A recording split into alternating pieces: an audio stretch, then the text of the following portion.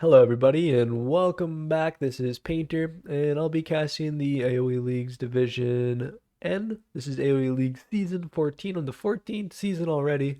And today we've got a play all 2 round robin match between Griff3n and EmperorNoob97. As always, I'd like to give you a little bit of information on the players, so let's head over to the player cards for today. So Griff3n is going to be our player from Germany. A newer player, relatively new in terms of matches played, getting their sort of first flight or fresh flight for them. They have for their favorite civs the Cataphract and the Conquistadors, so two very powerful civilizations with their two of their most played civs with the Spanish and the Byzantines unique units there. They also really like playing the Mongols. And you might have realized that we're actually on the map Michi. That was that map showcased there just for a few seconds. That's the map picked by Griff3n and the map we're going to watch for the first game today. For the spirit animal or the animal they chose, it was the owl, which I always find really telling. I think the owl is the goddess Athena's animal of strategy. So I think there's definitely some parallels there between people who like strategy games and sort of the animal they think represents them best. I asked him what civilization he didn't like playing against, and he said the Sicilians, but also any civilization with elephant units. And if you were quick to see what type of game we were in, you'll probably recognize that the Persians are present on Michi, and they've got some elephant units for sure with their unique unit. Their win rates by match duration aren't crazy by any means, but I don't think that should tell us a lot. I think that's mostly indicative of how new they are to the game. It's a difficult game, so let's see what they can bring for their first time in a tournament, I believe. If I'm not mistaken, this is going to be their first tournament. So I'm excited to see how they play, how they adapt, and what they learn and how much they enjoy the tournament. But also you can see that they've got their favorite Pokemon is Dragoneer, which is interesting too. I thought most people might like Dragonite, but it's an interesting pick. I like that a lot. But moving on to their opponent, the opponent for today is going to be EmperorNoob97. Now, we've previously seen one set rather, with Emperor Noob against InkMeBaby69 in this group, and that was a good set. I recommend going back and watching that if you have any interest in some interesting nomad maps. But for Emperor Noob, they picked Karambit Warrior as their favorite unique unit, or just unit in general. Spanish, Magyars, and Incas as their most played solid classic civilizations that cover a lot of ground. They also like the owl as their favorite animal or their spirit animal. So both of these players are choosing the owl as their spirit animal. Doesn't like the Saracens specifically because of the Mamelukes. And I don't know if I mentioned this last time, but Darth Sidious is their fantasy character that they like. I asked everybody about Pokemon, but he went out of the prompt, and that's totally okay. And went for Darth Sidious as his favorite character.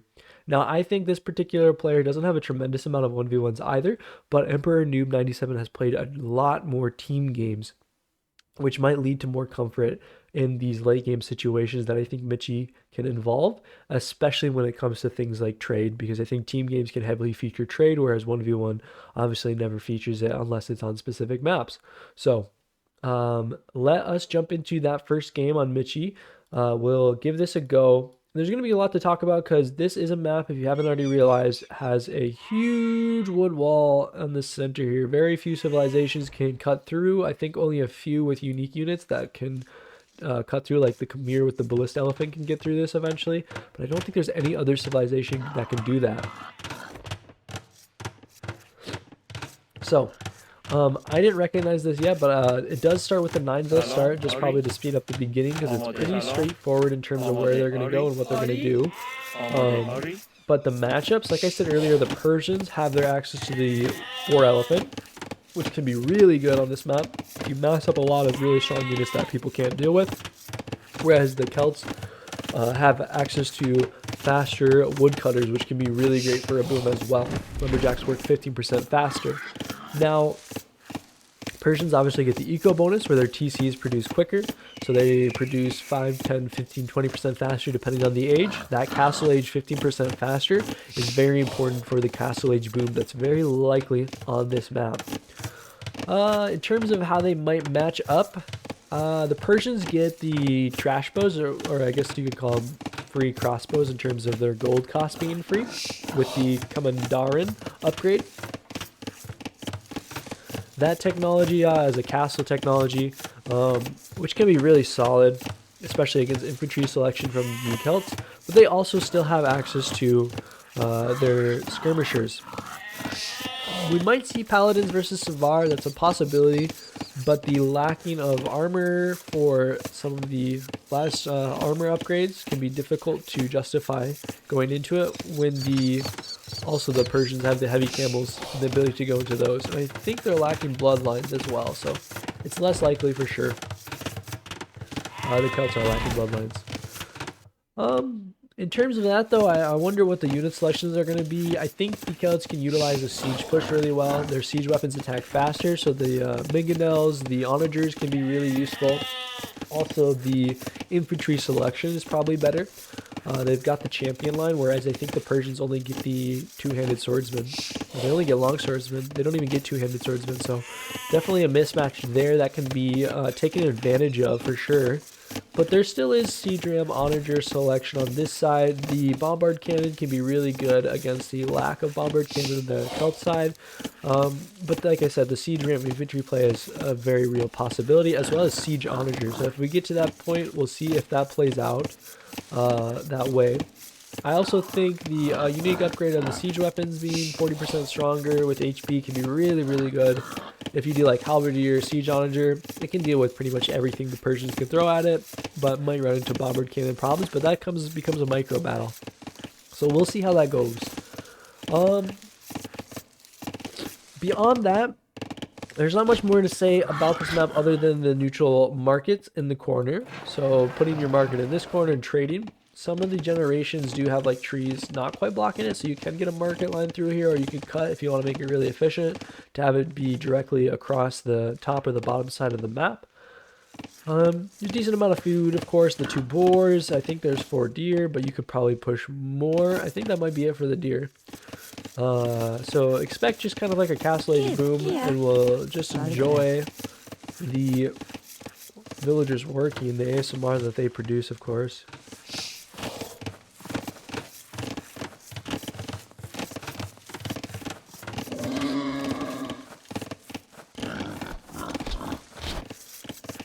But beyond that, the 2 players are interesting. Like I said, Emperor Noob has had a previous match already with InkMeBaby69. That match, I think, told us a lot about how Emperor Noob is going to approach this tournament.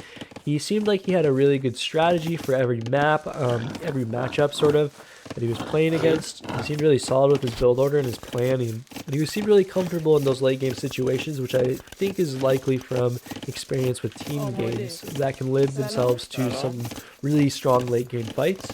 So we'll see how that plays out. Besides that, though, Griff3n, like I said earlier, is a newer player. I think he is the lowest rated ELO player in this group, which isn't supposed to be a dig on him. I think it means he has a lot of room to grow and improve. I believe his name on Discord also indicates he's like a 300 low ELO legend, and maybe he's been featured in other places before. I'm not sure. Maybe in a T90 low ELO legend video. No clue though. But he is a German player. And so I'm expecting to see, not because he's German, I just wanted to mention that. And I forgot to mention the Emperor Noob is from the UK. So UK versus Germany in the matchup there, but I expect to see maybe some late game focus for him. I mean, the Spanish, the Mongols, and the Byzantines, which are his most played civilizations, all really enjoyed the late game opportunities they possess. Like the Mongols, obviously, with the Mengadai. The Spanish have conquistadors or full tech tree for their trash. And then the Magyars are very good as well, right?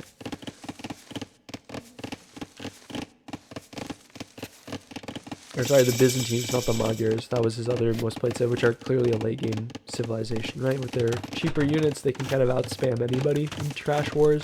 And the cataphracts are just so strong. So we'll see how that plays out. Mighty camp's coming down, feudal age is being hit. Griff3n's going for all the eco upgrades in feudal, maybe missing the lumber camp upgrade, which is probably the most important upgrade. In terms of efficiency, it's the one that pays for itself the most. 20% faster wood cutting is very important. I guess because you're Celts, you can kind of skip it, but I think you'd rather prefer the bonus anyway still. Love this, just getting all the houses down, getting ready to play a long feudal. So going for a fast fuel against a fast castle can be dangerous. Because we'll see the castle age player get TCs probably very quickly. Going for a market early too. I guess you need the market anyways for the fast castle timing. Maybe you could prioritize something other than the market. I'm trying to think what it would be. I mean, that means you'd have to add a barracks in somewhere here. Barracks and then another unit selection there, but I don't know. Something to think about maybe for a different style of fast castle builds.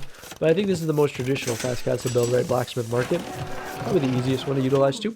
And it has benefits, right? Just because you have the market here, you can keep them, build a market here when you need it, and then have these units trade all the way across here and use this to increase your trading cart production. So it's not awful or useless by any means, but we'll see how this plays out.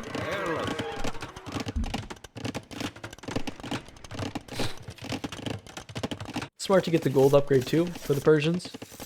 Just getting all the upgrades, except obviously wheelbarrow.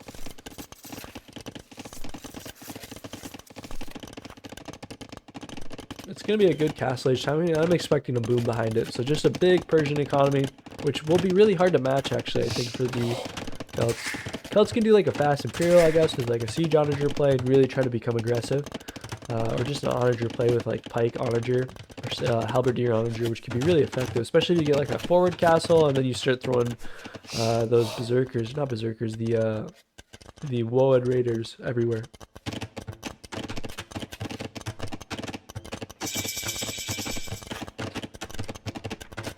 So we'll see how that plays out. But immediately I'm expecting 2, maybe even 3 TCs added on. So there's the first of the 2, maybe a second one.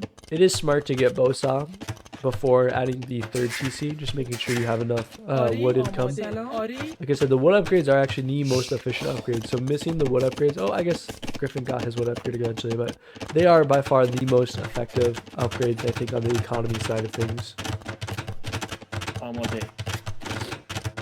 Spending on gold might be too much depending on the production, on what he's going to decide to produce.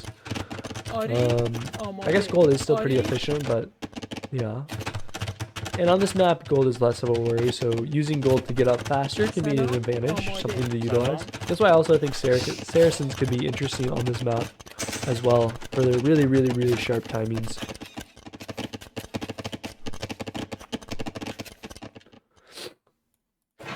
Griff3n's getting the market economy set up early. Smart to also send this lumber camp out here to clean this path up, and then eventually you can add like a better straight line, I guess, across to this one. And using a lumber camp here or here to clean everything up, just making the path a little bit nicer to do so. Here's the 3rd TC for the Persian player. I think getting the upgrades here is a mistake.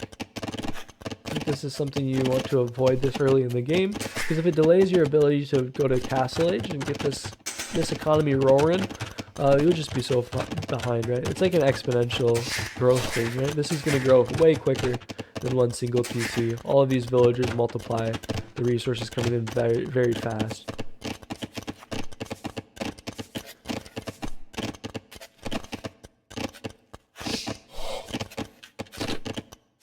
But we'll see how it plays out.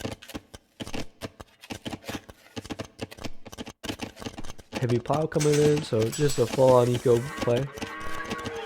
So you see what I mean with the villagers on gold? I've done this before, where you set one of your waypoints to a resource and it just keeps growing and growing. But 16 villagers on gold this early on could be a little bit too much. I'm just balancing it really well. Having more on wood to make more farms, because 10 farms is not enough to produce out of all these TCs. So you could use the gold to buy a bunch of food and continue production as you get more on wood and more on food. Or you could try to go to Imperial, I guess, very quickly, maybe with a monastery university combo.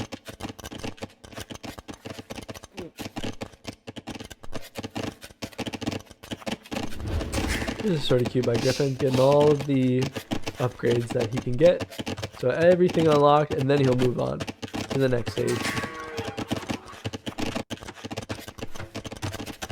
Is it efficient? Probably not, but is it fun? Yeah. We'll see how it plays out. It means you won't miss an upgrade though. So if this game goes late, I think you will never miss an upgrade, which will be very good, especially if Emperor Noob happens to miss important upgrades or armor or attack upgrades, right? Barracks coming down. Unlikely to see aggression. But might make a range or might make every building. I wouldn't be shocked if Griff3n made every single building just to make sure that everything was being produced long term.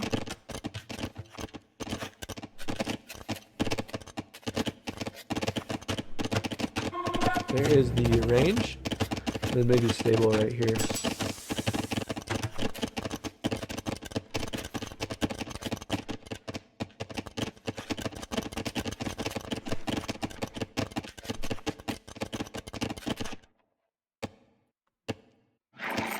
Got some trading cards here, but they're not working yet. They'll eventually be, I'm sure. Going to trade here. Castle Age on the way.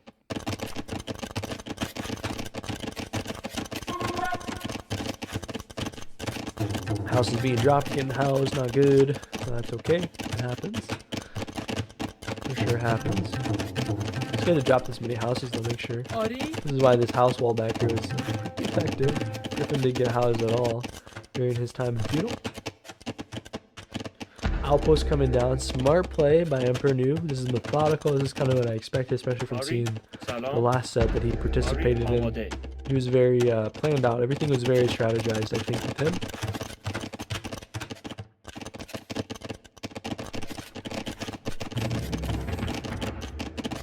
Trading cards on the way, so that was fixed by Griff3n. Economy is running now. Everything is working.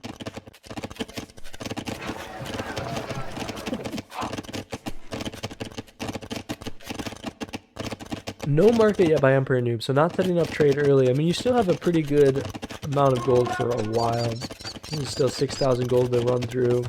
This gold as well. So all of the TCs are positioned on all the golds for the most part, besides this one and this one. So not an infinite amount of gold, but enough to get you probably all the way through Imperial for a while.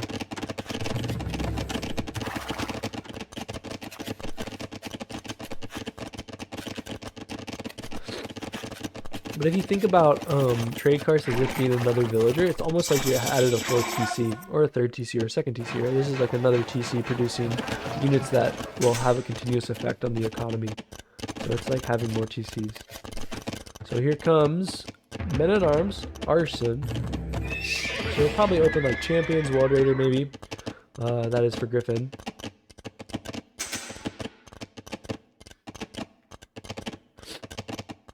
Handcart coming in too, which is actually a really good upgrade to get when you're booming. I'd kind of expect the Persian player to go for it. But also this gold economy is a little bit much. I think it's probably too much. Could be more efficiently spaced out on other things. Maybe just buying more stone and dropping more TCs everywhere if you want to go for a crazy boom. Or you want to have a bunch of TCs to defend a lot of locations. Or just go up to Imperial. Get all the Imperial upgrades as fast as possible.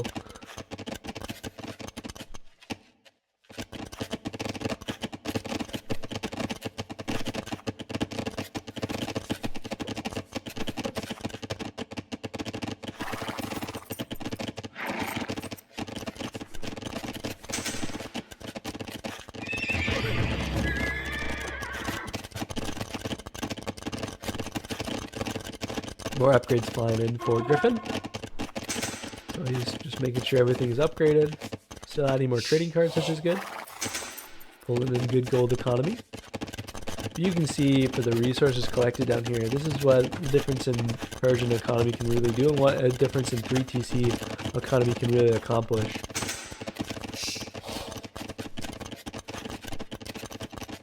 One for Bodkin, Skirmisher, and the Longswordsman. Decent composition. Caravan. Interesting.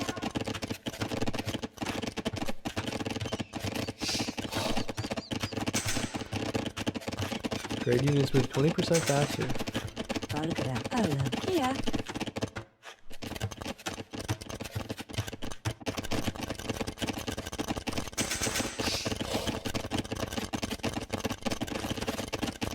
So monks collected all the relics on this side. I think there's only one relic for both sides.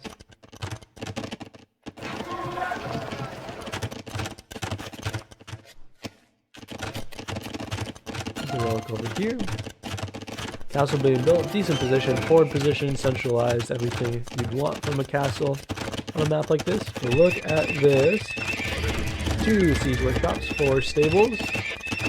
This is going to be the production machine for the Imperial play. Probably a Savar maybe, or I'm guessing Savar, right? But also having light cav long term and harass trade lines forever. So we'll see how that plays out.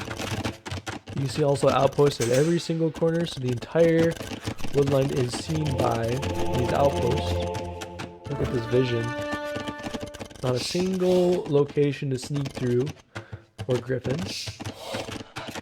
Whereas if we check over here, there are a few places where you could get units in without being spotted. So up here even. But Imperial on the way, Masonry on the way, decent upgrade to get on the way up, especially on a map like this. Walling right here, and probably going to have walls like along the way here.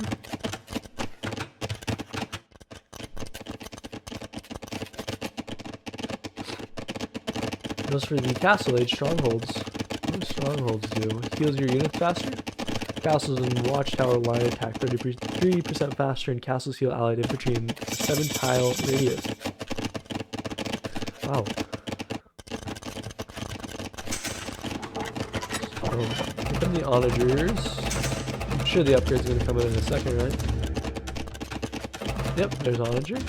Okay, so we'll see how Griff3n reacts to this. This could be really deadly. Creates a nice little pocket for the market and the relics back here too. All the monk upgrades coming in too. So we'll see how that plays out.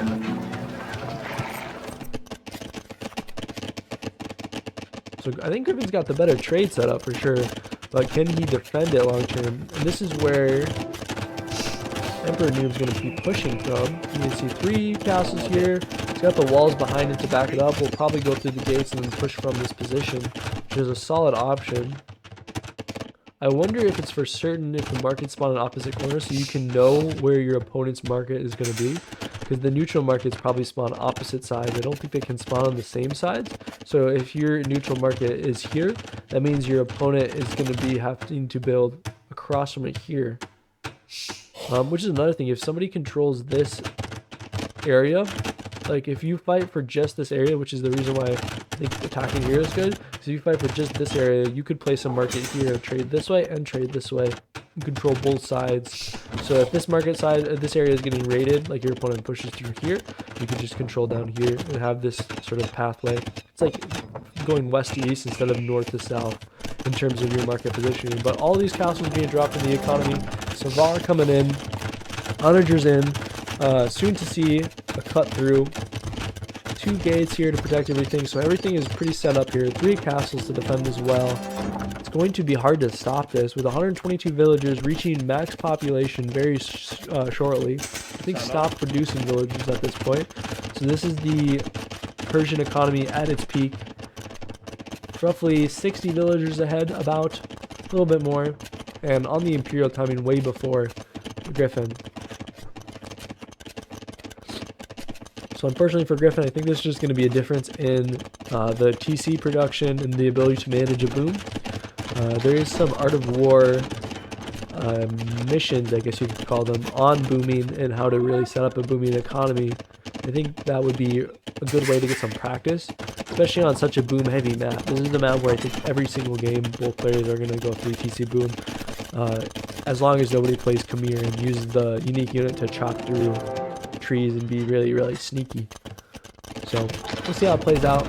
But this is just building up to a massive army, which I think will just rush in and crush everything if it's not answered correctly. I don't see enough barracks yet to produce a bunch of halberdiers to stop this, but we'll see.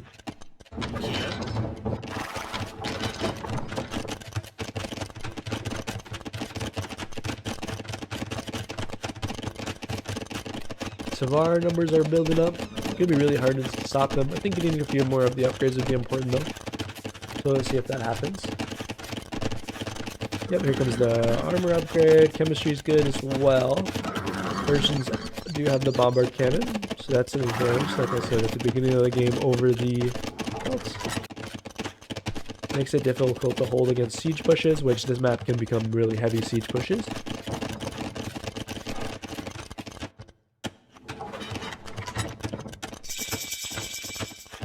Griff3n is now in the Imperial Age.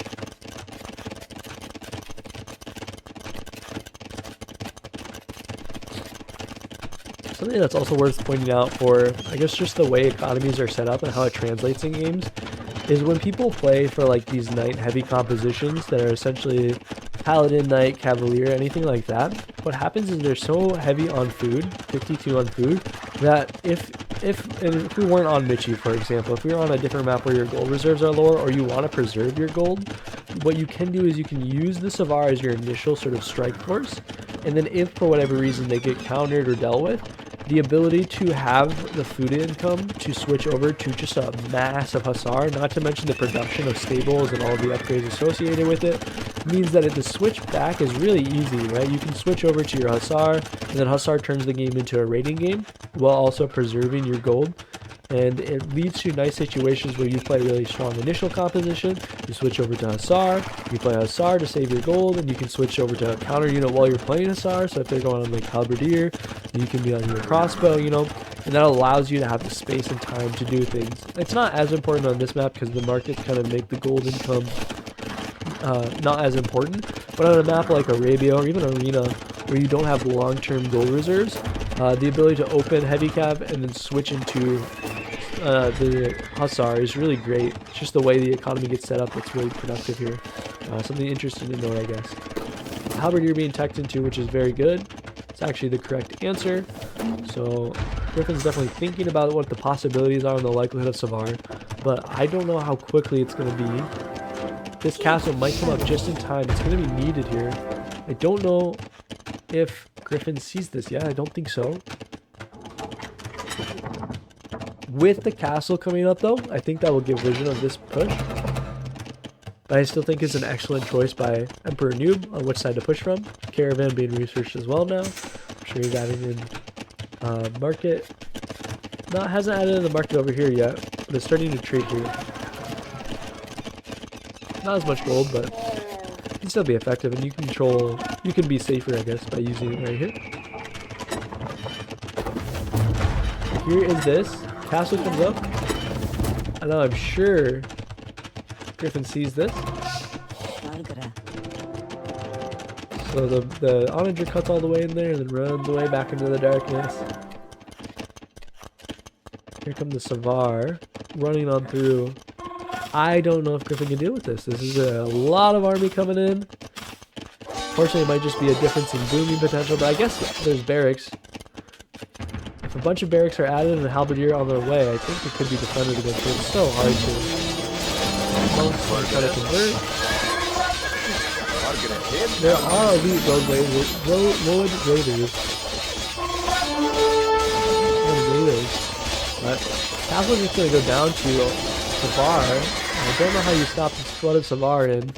Here come Trevs, here come the Onagers. Follow up his hand cannons as well, which is the perfect answer to the infantry options of the Celts. These are just going to raid and pick apart the already smaller economy. Max population, max resources here. So as long as this pressure is continued, I think that'd be the game. It feels a little bit uneventful, but I think it is a good lesson in the power of booming and the importance of taking advantage of those timings. And why really economies play out the way they do. It's a good way to realize how ecos are set up in terms of their ability to boom and produce villagers and how important that is for the long-term resources collected, the long-term advantages that you can get. Even though the idle TC is way, way higher, just having more of them is just always beneficial. So, more villages, more armies, more winning, right?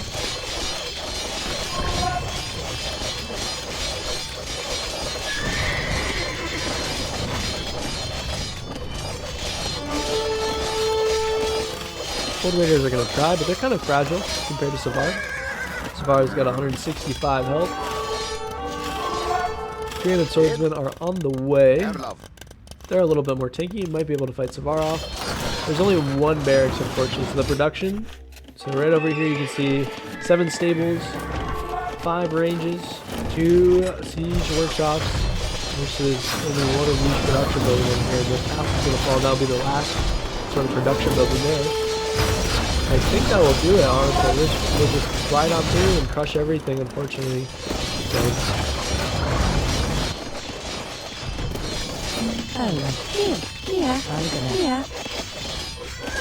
But I'm excited to see how Griff3n learns and strategizes on this map. Maybe what he starts planning.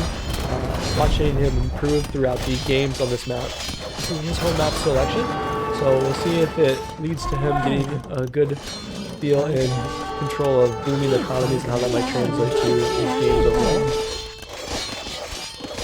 But at this point, I would say it's pretty over, right? Savara just going to crush everything. Castle is being placed forward. Full booming economy behind this. Tremendous amount of resources in the bank.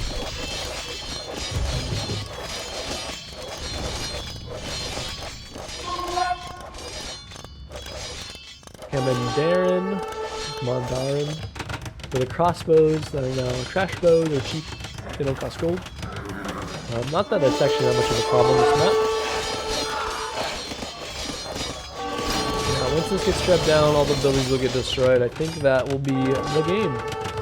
Trying with the barracks over here, but that's not going to be effective. So that's how that goes.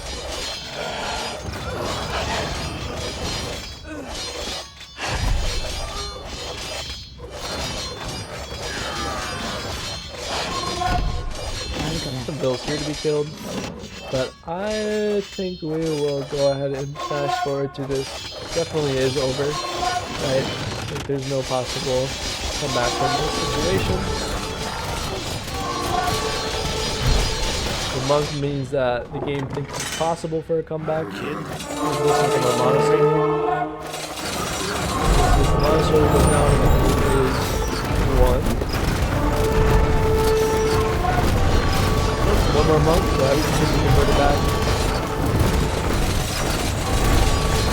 That should be it, right? Everything has been destroyed.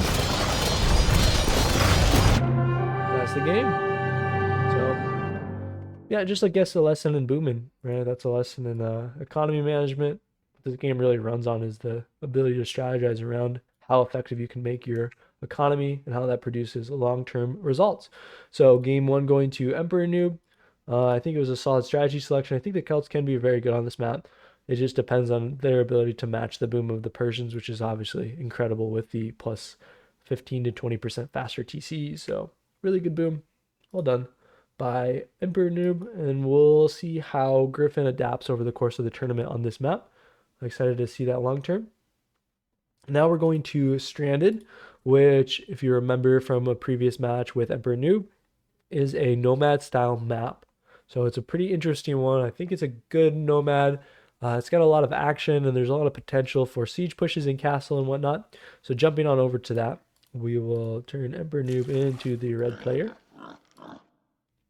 And so you start on this map, you've got your transport ship and a couple of water buffalo to get you started. There's good TC locations.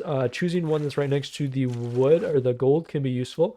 If you watch the previous Stranded game with EmperorNoob, he chose an excellent TC location, so I suspect he's going to do the same here. And he had a really streamlined build, so I imagine he's going to play it really orthodox, and the way he previously played was really solid, so he'll probably do that again. Now, he did pick the Tatars, which I don't think people traditionally think of as a navy civilization, but they do have the better, longer lasting animals for the livestock or their herdables, and they also get the town center boom with like free sheep in the castle age for the new town centers. So they definitely can be very strong with that. The Vikings, on the other hand, a very good nomad-style civilization. Their docks are obviously really strong, or their navy play is really strong, not necessarily with the dock upgrade, but their docks are cheaper. And also they get the handcart and wheelbarrow for free, so their economy can go really fast. It can grow really quickly, and it's really hard to keep up with, I think, for most civilizations. If not all civilizations are slightly behind on Vikings, against the Vikings.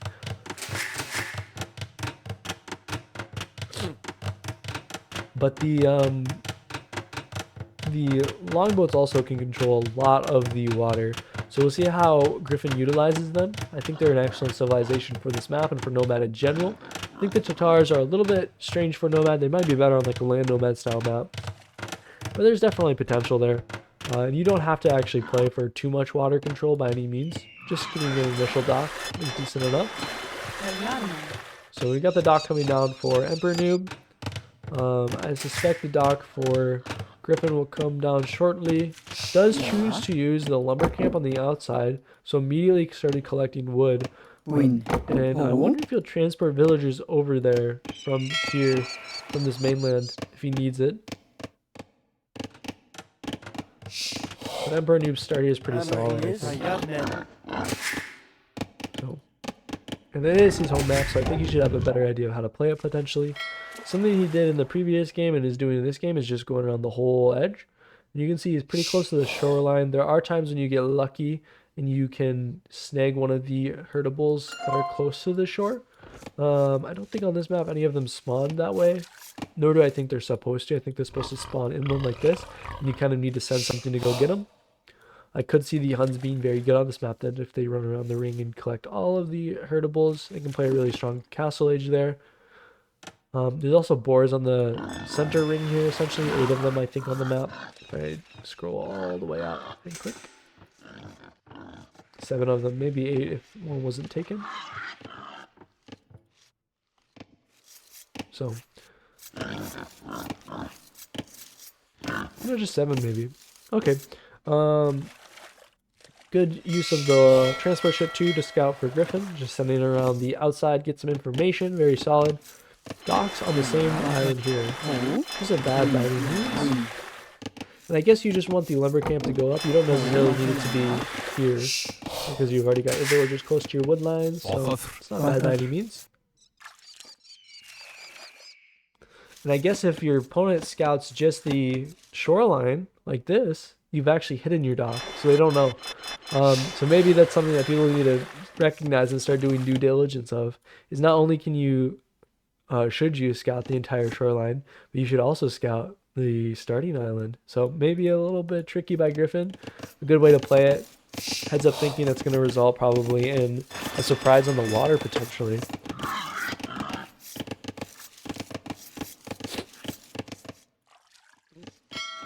Staying active with the transport ship, always good. 2 fishing ships for EmperorNoob, but he is getting housed, so a little bit rough on the build, but that is okay. For Griff3n, producing villagers well. Houses on the way, very solid. Got a fishing ship, probably looking to add 1 more soon enough.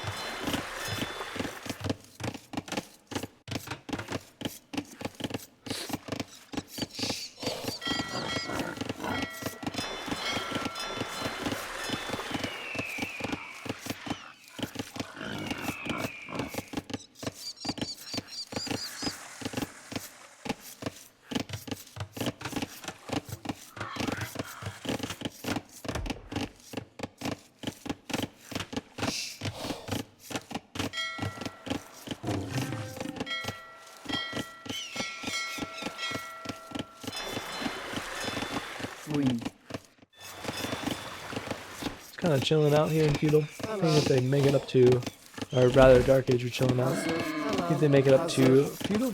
Pulling in the boar. Got 2 boars pretty close by, which should be very nice. Selam. Hey. Over here. Griff3n hasn't, I don't think, pulled in a boar yet.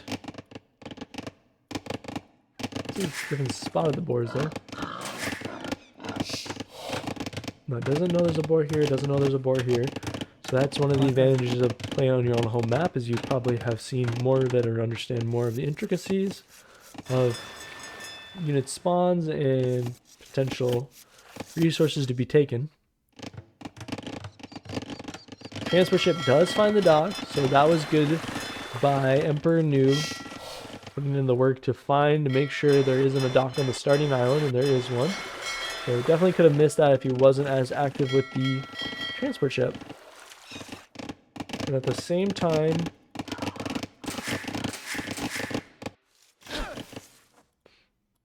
dock hasn't been found yet, but Griff3n did do the whole lap around the island as well, so that was decent. And even checked the starting island for the most part, but didn't go in this little cove here, which might come back to bite him, but we'll see. At the very least, just knowing for sure that your opponent is on docks and on fishing ships and how many they've added could tell you a lot.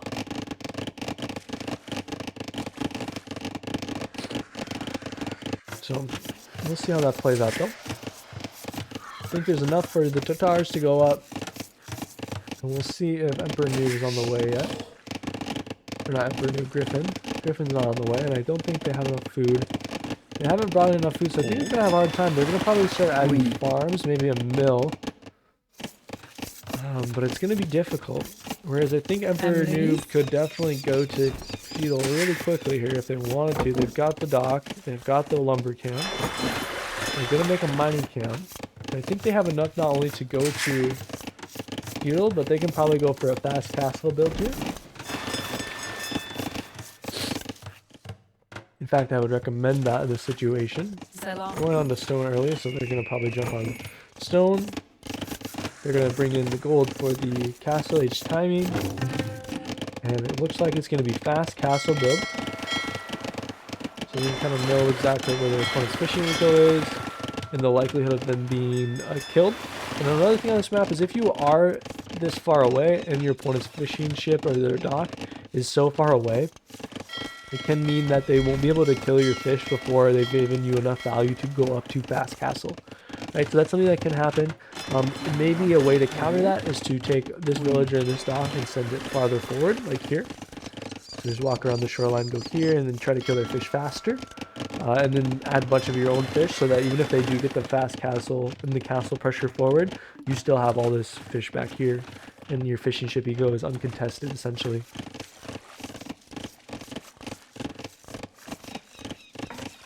But that is only if you're going to play a faster feudal than them, right?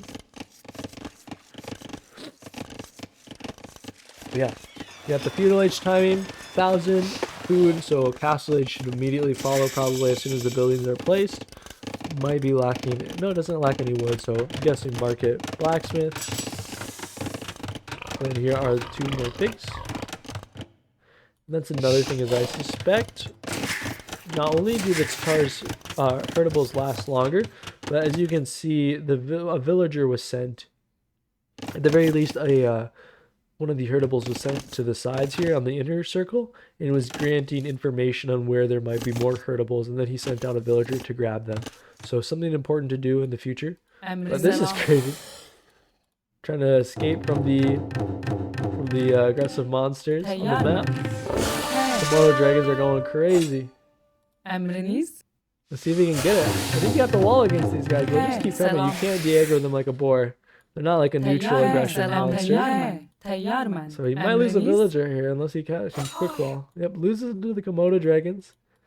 These little reptiles are feasting on this map. I think we've seen in the previous set on this map somebody lose a villager to those things. So gotta watch out for those. I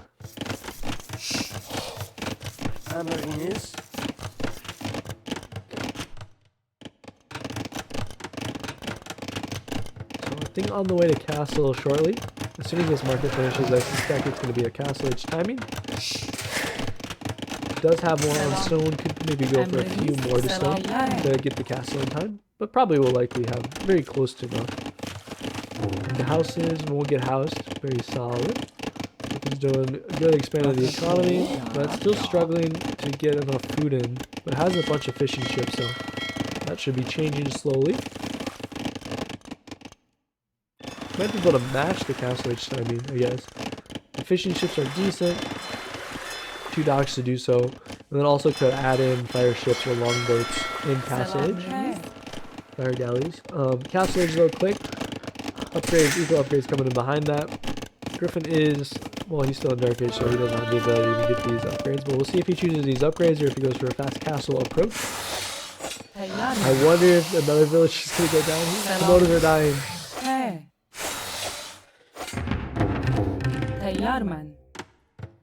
Barracks and a little bit of house walling going on. So controlling just the side of the map can be decent. I think taking the center though allows you to maneuver things around. So even though you're not like, you don't feel comfortable because you're not walled, just outposting here, outposting here, you know, the sides, covering the sides with information, gathering buildings, and controlling the center allows you to move your army to meet opponent's threats, right? So if you had a land army in the center and you saw like things moving around the outside, you just maneuver faster to the position where they're going to go through the center. It's like the same concept people have for chess. Like controlling the center means you control more squares so that you can move your pieces more effectively and efficiently generally. But we'll see how it plays out. The ability to wall this off isn't a bad idea though, just walling entirely. It will be hard to, I don't think you can wall this off without a dock.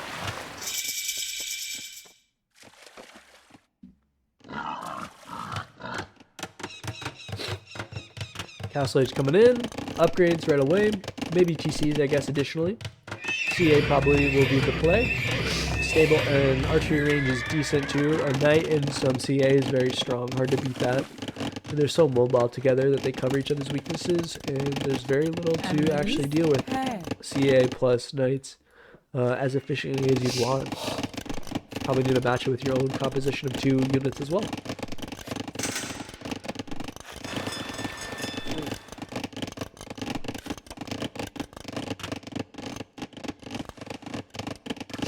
More docks being added.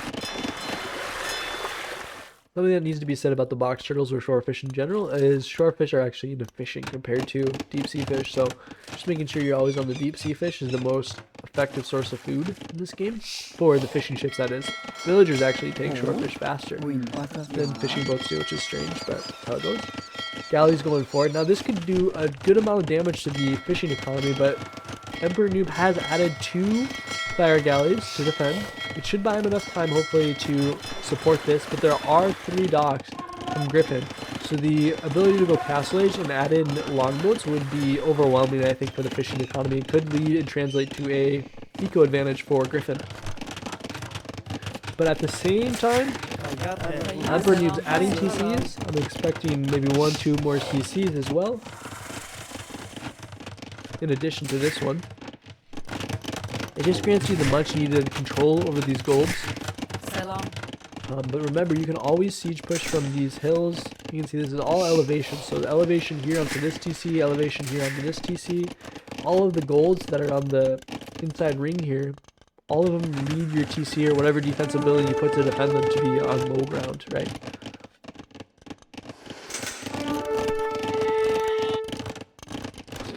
Transfer ship being attacked.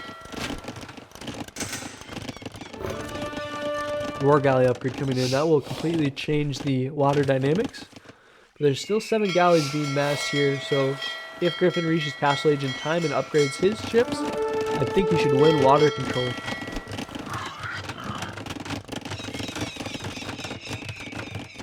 Outpost to gain information, pretty solid. Gotta be careful though, those villagers are a little bit low.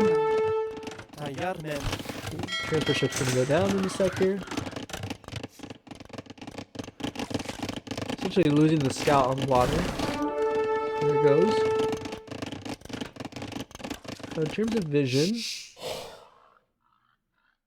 Emperor Noob sees a lot of the vision here. What's going on? Using the scouting pigs to get some more information. It does have the TC lead here, which can be very, very strong long term. We saw that last thing what TCs can do, and we'll probably see it again this game. Now currently, the eco account is in favor of Griff3n, and he's on his way to Castle Age. But I suspect that eco account, or the resources collected are higher for Tatars, but I expect it's going to grow. The difference is going to grow as we get closer to Imperial Age.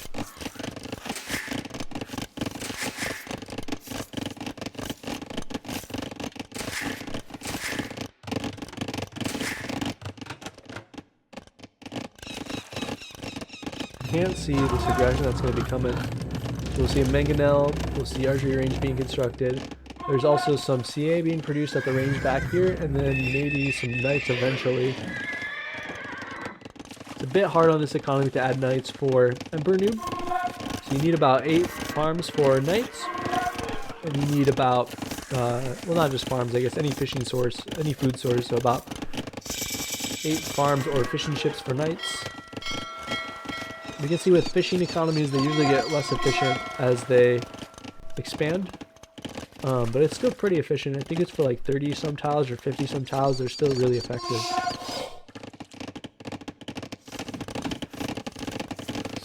Skirmishers are a good addition. Spearmen are probably not going to be great against the CA massing. Mangonel is now finding some villager kills, so this can really translate into damage early on. Multiple ranges, so I'm guessing CA mass is going to be pretty big. And we'll see if more cavalry is added to control the skirm mass of his opponent. These can be effective against DCA. Might lose a Mangonel though. Does kill 2 villagers, but losing the Mangonel is a little bit sloppy. We might be distracted on thinking about this fish economy, trying to protect it. And focus on that. Obviously expanding the eco as well. So a lot of things going on that could be drawing away attention. Ballistics coming in, so prioritizing his CA upgrades, which is good. At the same time, Griff3n does have the ability to get War Galley, the upgrade there, which should make his galleys pretty strong on the water.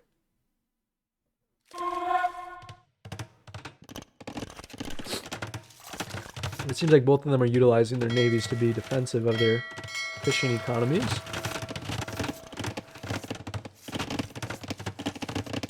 Houses gain a lot of information, not to mention avoid being housed. That's good. It does seem like a lot of the fight is going to merge around this area here, which sending the villagers forward then can be really dangerous. Castle here to defend. Maybe a little bit out of position if it could be farther around, but there's so much information right now for EmperorNoob. He's got all the information in terms of outposting everywhere. So this is what EmperorNoob sees currently, not even just in the fog of war that they've explored already, but they know these are being built. They see the exposed villagers on the wood line. They're seeing the castle go up here to cover this gold, so they know not to attack from this direction. And they're already massing their army up from this direction, so we'll see when they unleash their attack. They're also fighting on the water though now. So the War Galley upgrade comes in. They're fighting on the water. They cleaned up the galleys for the most part. So a few fire ships rush in, and now they're going to destroy the fishing eco chances and leave. Going for a watchtower here on the coast to try to keep the space control. Another one here. So I suspect just wants to control the southern coast while they control the land here. And then we'll probably start to creep up the coast as they push forward on the land at the same time and just do a very encompassing attack on both the economy, the fishing economy, and the land economy. War Galley came in, though, a little bit too late, unfortunately. Was the right idea for sure. We'll see the War Galleys being made. I think they can make longboats at this point. There they are. And the longboats on the way. I don't actually know if longboats are great against fire ships. I think I remember somebody saying that like longboats are the counter to galleys, and then fire ships are the counter to longboats. But I'm not sure if that's accurate, or if they just perform a little bit better than they would against. I think longboats perform better against galleys than they would perform against fire ships, but not worse by any means. I think they still do really good against them. Lead Skirm is a good upgrade if you know they're on CA, which they're very likely to be. But here we are with the upgrades, or not the upgrades, the longboats fighting. See, the longboats still go down, so you need to mass enough of them first. And they do require a little bit of micro, unfortunately. You gotta click them back over and over again. We'll see if they can win this fight. But the fire ships are doing a lot of work. 20 kills, 13 economy, they've done a tremendous amount of damage, so it's one of the benefits of fire ships is you can kind of just send them in.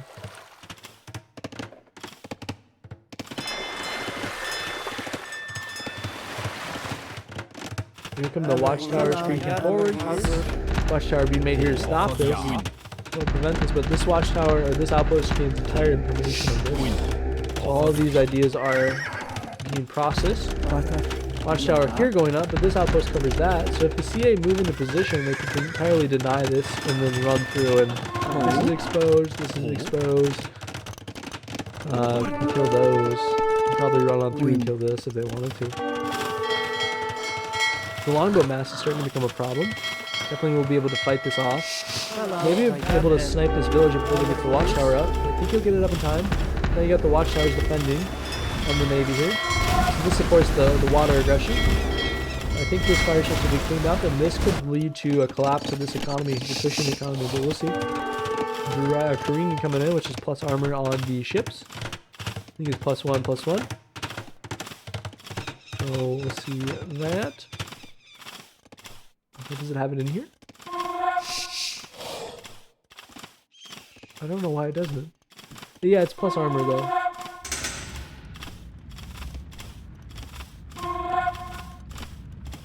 Huh.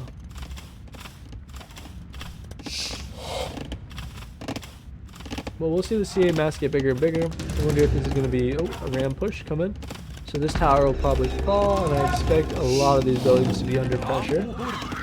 There is a decent skirm mass for Griff3n. They could stop this. They've got the elite skirm and they don't have any of the upgrades though, so that might be important going forward. And the scorpions being massed now to stop that from happening should be a solid counter to the skirms. Some step lancers being massed as well. Cavalry archers increasing in mass. A monk to gather relics being made. On this map for relic count though, there's 5 around the ring roughly. There's a couple in the center here.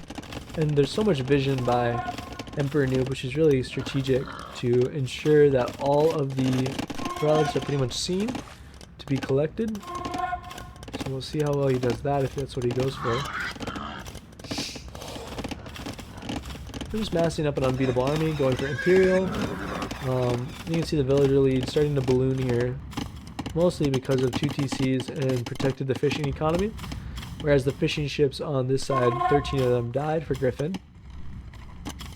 And he never really made the transition into farms on land, whereas there is a farming economy, 18, probably a little bit more, enough to support 3 TCs or 2 TCs and a bunch of step lancers. We'll see how that goes.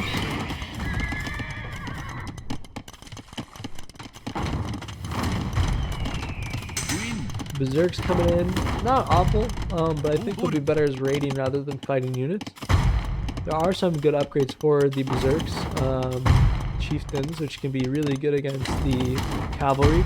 These are technically cavalry and archers, as the name would imply. So they do get the plus attack against CA, plus they get the plus attack against the step lancers, which can be really effective.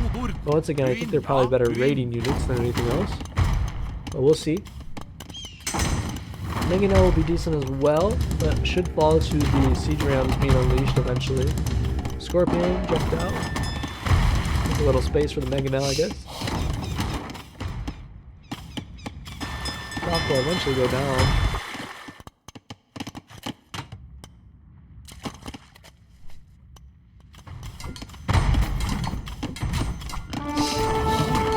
Pike's getting shot down now.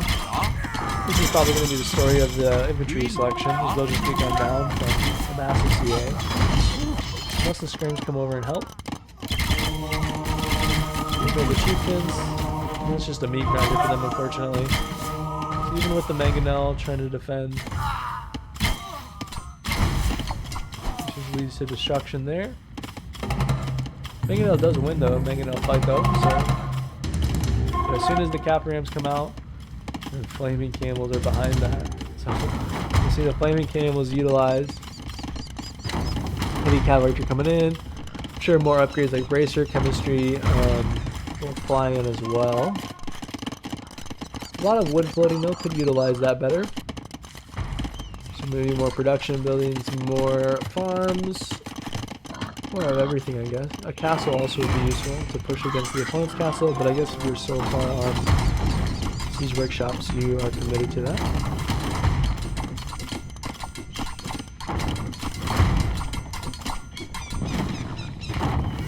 On the docks, could kill maybe the tower. See if he utilizes the step lancers to kill siege, kill towers.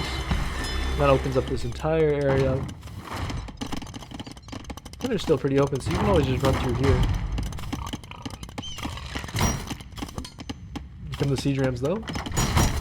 There we go. Kill this, I'm sure, pretty quickly. Destroy the Mangonel. CA are backing them up as well. I'm sure they're just going to click forward towards the TC and start to just take everything. So it's hard to stop this, especially with Bracer coming in now.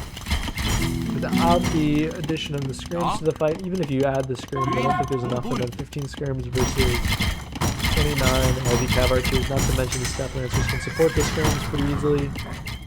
Scorpion in the mix as well. And the rams will block some of the damage, so this will probably get pushed far into the base. This is walled off on this side, so a counterattack is less likely. Could see a castle here defensively somewhere, just to stop the potential for center control. Here come the camels though.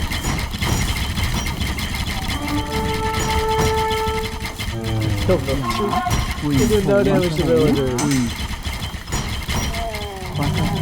They might get one. They're gonna get one or two. Look at that. This camo saw what just happened. Turns off the fire.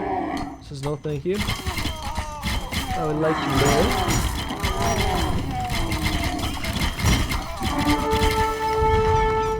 And we're pushing, maybe being pushed. This is a solid strategy, right? Where you push on land, you push on water at the same time. The fire ships require less focus, so you just send them forward. They obviously can get stuck in attack dock, but your opponent's focusing on this, not on this, right? So it's hard for them to respond to both. Step lancers are killing the TC now. This is also where the imp is. This could be denied, especially if the rams run forward here. I wonder if this has been spotted. The recognition might be there. A camel into the TC, possibly. Ram coming forward. It's gonna be close. TR are here, water's still happening. Rams are killing houses, rams killing mill, but not going towards the TC. I think the imp timing might come in time. All the houses. 45 seconds left. About half HP. Another fight still happening. Castle being placed to secure the position. The camels are holding it down. They're extinguished. They're moving. Another fight. Just chilling. I think it's gonna make it in time though. Oh, the Rams on the way, just in time. Could have been way worse. They're gonna kick the TC at first. Step lancers are gonna go in, they're gonna feast on villagers. This is the last line of defense here. They're dying. There's still some water control for Griff3n, but I suspect that will soon be taken back. A lot of resources from EmperorNoob. Still not maxed out. In these situations, just putting your foot on the gas and maxing out as fast as you can. Definitely have enough to just constantly spam CA or whatever unit you really want to make here. Chasing down the villagers. This is part of having a lot of good map control. It gives you a lot of information on where everything is. Rams are rolling around now. I wonder if we'll see more camels. I think we will. Here come the camels. I wonder how much damage they do to the castle. Hopefully we find out. I really hope he sends them into the castle. They do 280 against the building. So hopefully we're seeing 280. How many camels is that? 1,800. That's a lot of camels. Really 20 camels, probably a little bit less. 15 camels needed for a castle. That's enough, right?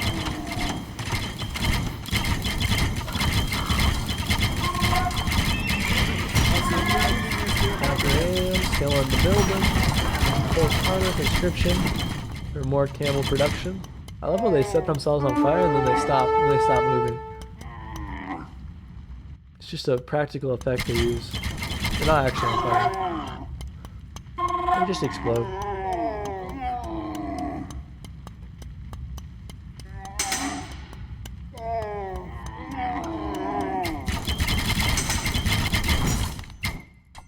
Some more water investments. Elite cannon galleon.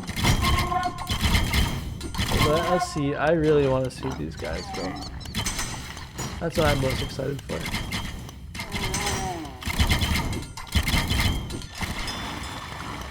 Spies. Sees everything now. Sees the entire fishing eco over here. Oh, here they come. Okay, let's watch this unfold. They're rolling in. They've got their ankle weights. Here they go. No, they stopped. Keep going. Keep moving. They're killing the castle. 20 camels, that's all it takes. 20, 30 camels and boom. Castle down. I think that's gonna do it. He's got the transfer ship village. He's running for his life. This is still happening over here. The Caprian might take out the ship. It's gonna bait them forward and then it's gonna turn around and pounce. It's getting pushed around. This transport ship is running for its life. The camels want the kill. They're hungry. Oh, they're gonna keep chasing. He's looking for a place to land, a safe place to land. Saving the last villager for the camels would be just great. Here's the last villager. Camels should get it. If he can micro the camels to get the last vill. Oh, well, goodbye. There you go. I don't think they can hit it. I think they can't do this. They don't work. Get him. I think he's doing the same thing. He's clicking on. I think he's deleting them right next to it. Oh, it didn't even quite do it. That's actually awesome.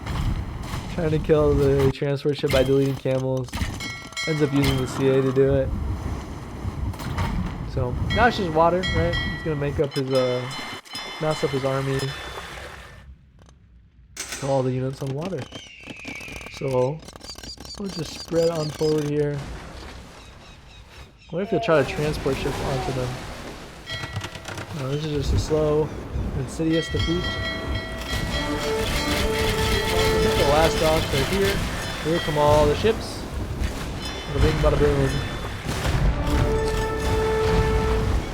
And the last building is right there. GG. Ends it with the camels. That's the game. So, solid games. Good demonstration of economy management. Good demonstration of what a boom's all about. And utilizing the good timings. I think Griff3n showed some life in some of the games, especially this one. I think he had a better chance of winning this one than the Mochi game. But EmperorNoob played this well too. Really strategic, methodical, I'd say. It seems like he always has a plan for every map and executes it pretty well. So we'll see how this plays out for the standings and who makes it out of the groups coming forward. We're probably about, I'd say, halfway almost through the groups for some of these players. And we'll see where their standings are at probably near the end of the week. I'll do a video on standings maybe so everybody knows where everybody's at. But anyways, that's been AOE Division N, League number 14. I've been Painter. Thanks for watching.